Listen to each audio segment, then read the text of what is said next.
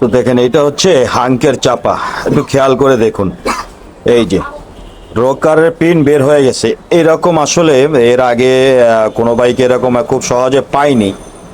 এটা অনেক বছর আগে পেয়েছিলাম এবং এখন পেলাম। মানে এই ধরনের সমস্যা খুব কমই হয় যে রোকারের পিন।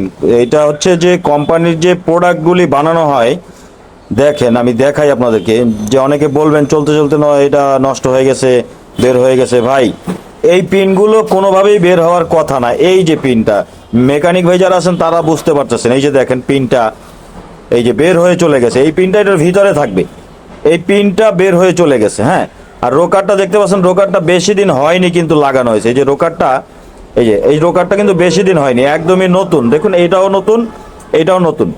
তাহলে আমার কথা হচ্ছে এই যে পিনটা বের হয়ে গেল, এইদিকে এই সাইড থেকে বের হয়ে গেল, ভিতরের দিক থেকে ক্ষতি তো কাস্টমারই হলো। এই হলো বর্তমানে হচ্ছে বাইকের পার্টসের অবস্থা। হ্যাঁ, এই যে এই ধরনের পার্টস এখন বর্তমানে দেখবেন সব অ্যাভেলেবেল মার্কেটে পাওয়া যায়, যেগুলো টেম্পার কম, মাল ভালো না, ভিতরে মাল খারাপ থাকে, 2 দিন পর পর নষ্ট হয়ে যায়, তখন লাগালে মেকানিক ভাইদের দোষ হয়। এখন বলবেন অনেকেরা চেক করে লাগানো হয় নাই। ভাই চেক করে তো অবশ্যই লাগানো হয়েছে, তখন তো আর এটা বের হয় না। আর কেউ তো এটা হাতুড়ি দিয়ে বাড়ি দিয়ে বের করে চেক করবে না, তাই না? দেখেন অবস্থা, মেকানিকের দোষ দিয়ে লাভ নাই। পার্টসের সমস্যা থাকলে ভাই মেকানিকের দোষ দিয়ে লাভ নাই, বর্তমানে পার্টসই অনেক সমস্যা। এই যে দেখেন, এই যে